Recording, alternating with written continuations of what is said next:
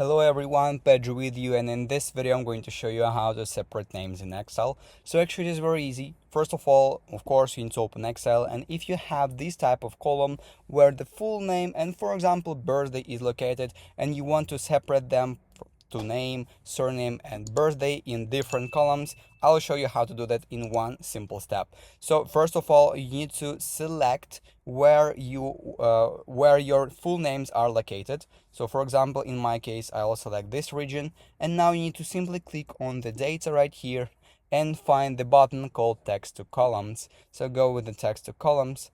I will always choose here delimited because it will allow me to separate them by the character between them. I'll show you in the next step what I'm talking about. Click on the next, and here basically all you have to do is select the delimiter. So in my case I will select space because all my names are separated by the space here, and it will just divide them by space and make, as you can see, the preview shows how it will look like. It will create the 3 columns right here. This is what I need.